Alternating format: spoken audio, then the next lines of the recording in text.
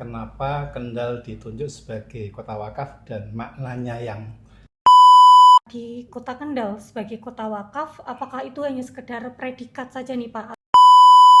harta yang sesungguhnya yang akan bermanfaat bagi kita adalah harta yang kita belanjakan di jalan Allah.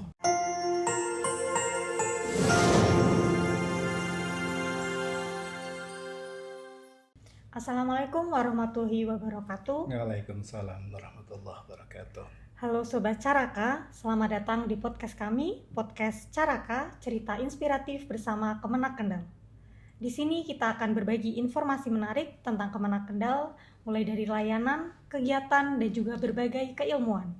Bersama saya Frida Alfiani, telah hadir bersama kami narasumber spesial kita, Bapak Adib Muhlasin, selaku Ketua Badan Wakaf Indonesia, Kabupaten Kendal, dan juga penyelenggara Zakat dan Wakaf Kemenak Kendal.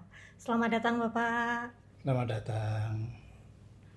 Untuk kali ini pembahasan kita cukup menarik nih Pak. Ya, terima kasih. Ini terkait dengan kegiatan beberapa hari yang lalu, yaitu launching Kota Wakaf.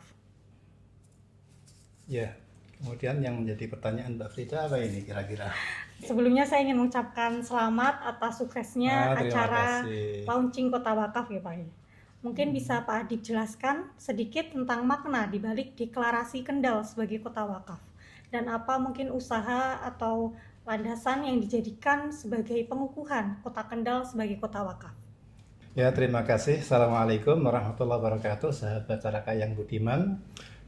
Kami ingin berbagi tentang kenapa Kendal ditunjuk sebagai kota wakaf dan maknanya yang akan kita berikan inspirasi kepada teman-teman yang lain di kabupaten yang lain ataupun di kota-kota wakaf lainnya. Jadi Kendal ditunjuk sebagai kota wakaf berdasarkan surat keputusan Dirjen Bimas Islam nomor 770 tentang lokasi kota wakaf. Kemudian makna inspiratif yang terkandung di dalamnya itu apa?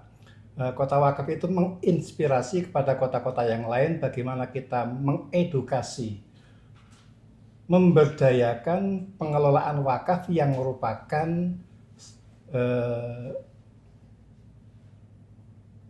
merupakan sumber kemaslahatan yang ada dalam bermasyarakat. Kita tahu ada wakaf, ada zakat, ada infak, ada sedekah.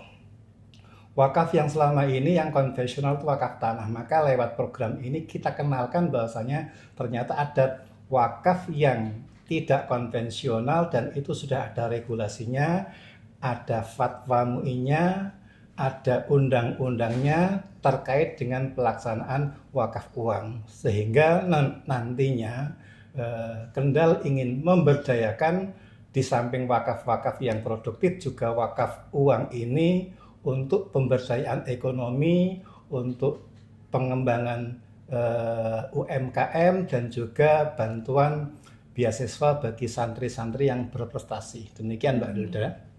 Oh baik Pak.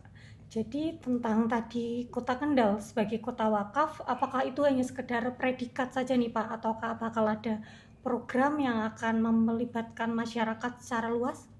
Ya, predikat itu pasti, tetapi yang terpenting bukan predikatnya, tetapi gerakan yang akan kita laksanakan dengan cara menggandeng beberapa mitra kerja. Jadi nanti ada kerjasama, ada penyedia lahan, kemudian ada pendanaan, kemudian ada dari mitra kerja lagi yang terkait dengan profesionalisme. Seperti contoh misalkan begini, kita menyediakan lahan wakaf. Kemudian kita bermitra kepada mereka yang kemudian memberi sumber daya keuangannya dan bermitra kepada mereka yang punya keahlian dalam pengelolaan misalkan padi ataupun tanaman lain sehingga menjadi hasil yang optimal dan itu nanti bisa dirasakan atau dimanfaatkan untuk mauquf alaihnya. Mauquf alaihnya itu ya mungkin bisa pendidikan, mungkin bisa pembangunan dan lain-lain. Oh, baik, jadi itu dimanfaatkan untuk umat nih Pak ya? Ya betul, karena itu memang merupakan filantropi dalam hal pengelolaan keuangan dalam Islam. Ada zakat, ada wakaf, ada infak. Bedanya adalah kalau wakaf modalnya tetap, Sementara kalau zakat infak bisa langsung dieksekusikan. Kalau wakaf nunggu dikelola dulu, dan karena wakaf maka akan bertahan sampai kiamat, tetap akan utuh dana wakafnya atau harta benda wakaf itu tetap utuh. Yang bisa diberikan manfaatnya adalah hasil dari pengelolaan wakaf tersebut. Jadi yang membedakan wakaf dengan yang lainnya itu. Kalau untuk sejauh ini Pak, yang terdata di Kendal itu ada berapa untuk yang wakaf produktif dan juga wakaf yang berupa tanah, Pak? Kalau wakaf tanah ada sekitar 2.300 lebih, dan tanah itu ya ada yang produktif, ada yang biasa. Artinya selama ini kita wakaf itu untuk P3M. P3M itu artinya pesantren, madrasah, musola, dan masjid. Kita ingin mengenalkan, memberikan literasi kepada masyarakat calon-calon wakif bahwa ada wakaf produktif yang itu sangat baik atau sangat bernilai manfaat. Kenapa? Karena ya ketika itu dikelola dengan baik maka akan menghasilkan ya, misalkan kalau itu untuk pertanian nanti akan ada dana yang bisa dimanfaatkan kepada mauquf alaihnya.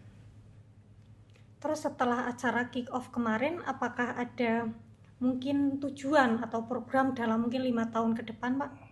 Ya, program kick off itu programnya 3 tahun, Mbak Frida. 3 tahun kita membuat PKS dengan stakeholder bahwa dalam 3 tahun itu kita akan mengembangkan terus. Yang sudah kita laksanakan adalah dengan Nadir Masjid Agung Kendal, di mana Nadir Masjid Agung Kendal ini agar nanti kita pantau terus perkembangannya, karena bagaimana mereka mengelola, kemudian kita nanti akan menggandeng pihak-pihak swasta yang lainnya yang mungkin diperlukan oleh Nadir Masjid Agung Kendal dalam mengembangkan potensi tanah wakaf yang dimilikinya. Misalkan Masjid Agung Kendal itu kan memiliki sebuah tanah yang itu di dekat pasar Kendal, dan itu apabila dikelola dengan baik bisa menjadi pusat kuliner, kemudian bisa menjadi pusat bisnis karena kan dekat pasar. Dan ketika ada mitra kerja yang kemudian nanti kita bersepakat untuk pengelolaannya, ya nanti akan kita bahas lebih lanjut. Oh, gitu. Lalu kemarin juga saat acara kick off Kota Wakaf juga ada launching wakaf uang ya, Pak? Oh iya, betul. Sudah wakaf ya, Mbak Frida ya? Saya sudah, Pak. Terima kasih. Lalu kenapa kalau akhir-akhir ini kayaknya lebih diprioritaskan yang wakaf uang ya, Pak ya? Lalu apa sih keunggulan wakaf uang dibandingkan dengan wakaf-wakaf konvensional yang lain? Iya, terima kasih. Wakaf uang itu bisa sambil tiduran begini. Iya. Pegang HP, kita buka, kita ngekris, kemudian langsung muncul, itu sudah jadi. Artinya apa? Wakaf uang itu lebih fleksibel. Coba kita bandingkan ketika kita harus wakaf tanah, maka ada minimal atau mungkin 10 meter persegi itu kalau diuangkan berapa? Kita bisa ngitung itu. Tapi kalau wakaf uang 10.000 pun boleh, 50.000 bagus. Semakin banyak semakin baik. Dan satu lagi yang perlu diketahui, harta yang sesungguhnya yang akan bermanfaat bagi kita adalah harta yang kita belanjakan di jalan Allah. Yang kita makan, harta itu akan menjadi kotoran. Betul toh? Betul. Yang kemudian kita pakai 10 tahun, baju ini akan rusak.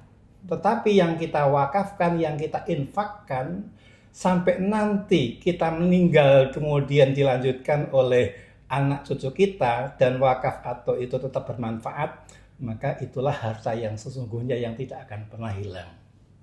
Apalagi yang kita tinggalkan bukan milik kita, tetapi menjadi milik ahli waris. Nah, tinggal bagaimana nanti ahli waris itu untuk menggunakan harta tersebut.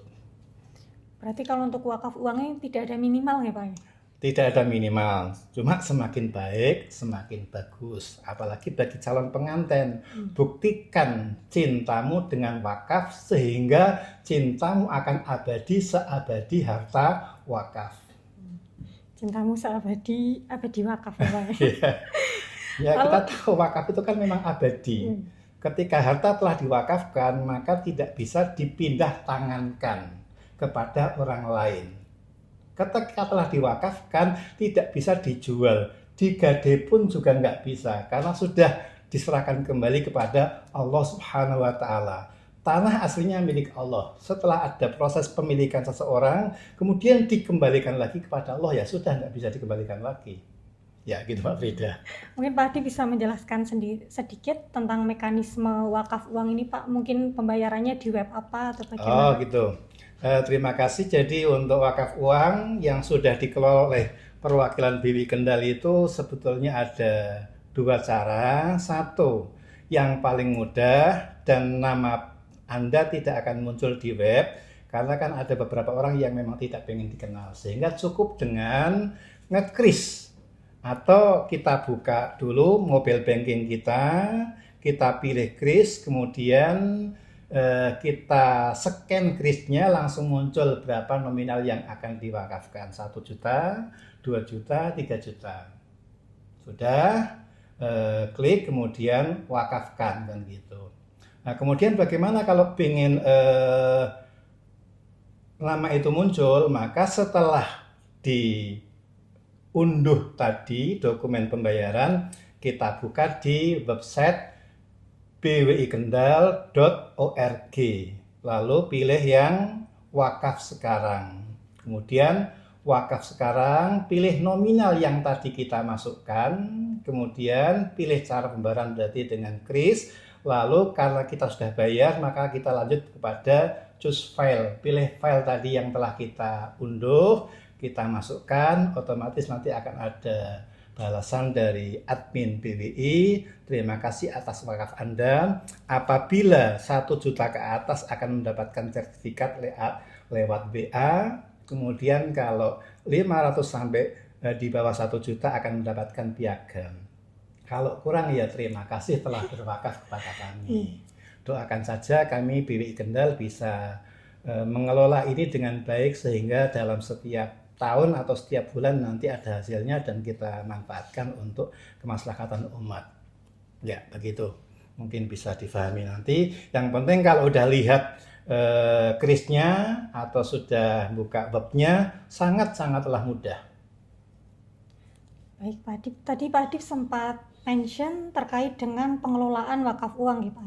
Ya. Tapi mungkin bagi kita masyarakat yang untuk mewakafkan, mungkin kita ingin memonitor nih, untuk wakaf uang kita dijadiin apa sih, atau diproduk atau diputar sebagai apa gitu.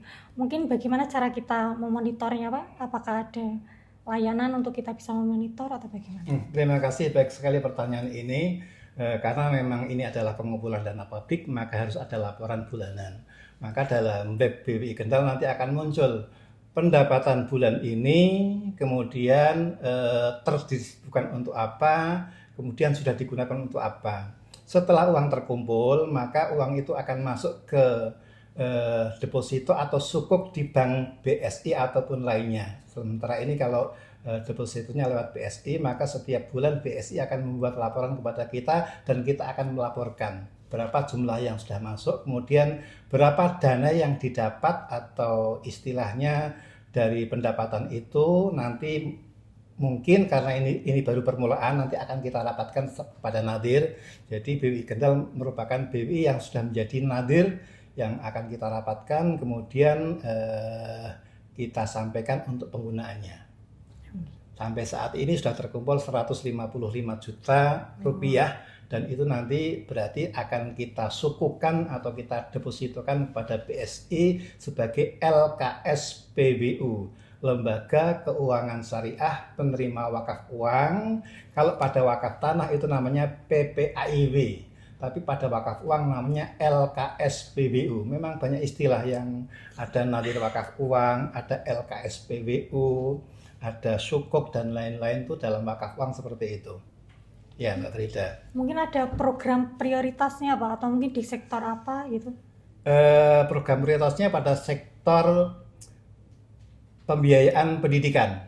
Pendidikan. Iya, karena ini merupakan untuk menaikkan taraf hidup setiap orang yang punya pendidikan, maka dia akan menjadi lebih tahu dibanding dengan yang tidak punya pendidikan.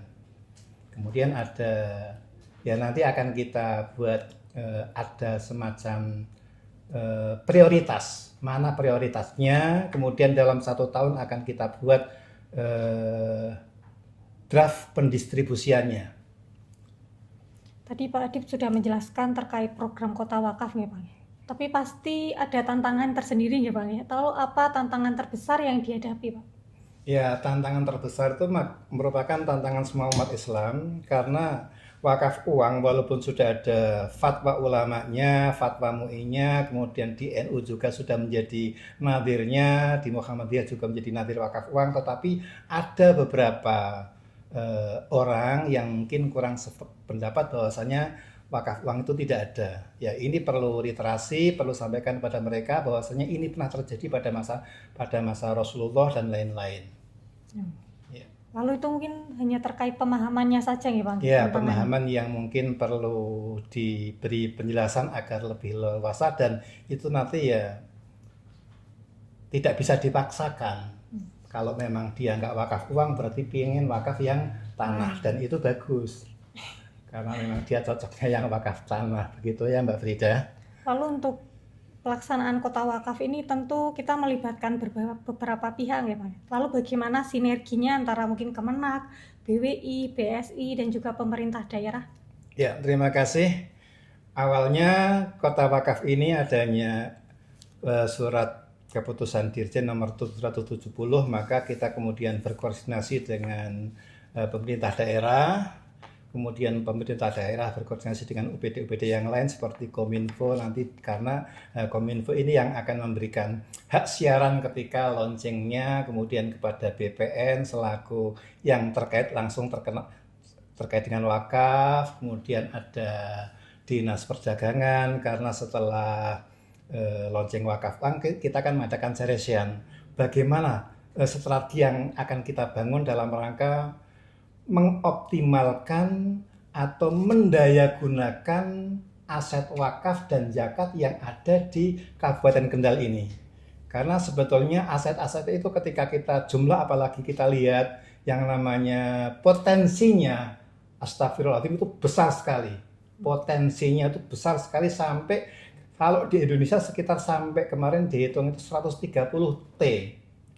Iya, potensinya. Mulai dari kemarin saja dari yang dam itu sudah dapat berapa, belum dari yang nanti ada misalkan kita sering mendengar kalau orang yang meninggal kemudian nggak sempat puasa itu namanya apa Mbak Frida? Orang yang meninggal belum sempat puasa? Bukan, orang yang sakit kemudian nggak kuat puasa kemudian kan dia membayar fidyah, itu kan akan dikumpulkan semua. Nah, nanti kalau ada yang seperti itu kan bisa. Tuh, cuma nanti tinggal bagaimana strateginya. Ada fidyah, ada dam, ada zakat, ada infak, ada sedekah dan lain-lain. Oke. Sebagai penutup nih Pak, mungkin Pak Adip ada pesan-pesan kepada seluruh masyarakat Kendal agar aktif untuk berwakaf. Ya, terima kasih. Saya hanya akan menyampaikan yang ada dalam Al-Quran terkait dengan ketika seorang itu sudah mengetahui bahwa dia akan segera mati, lau akhartani, ya Allah, berikan saya waktu sedikit agar saya bisa bersedekah. Artinya apa? Ternyata ketika dia sudah tahu bahwa dia akan segera meninggal, yang dia minta apa? Bukan saya pengen haji, bukan saya pengen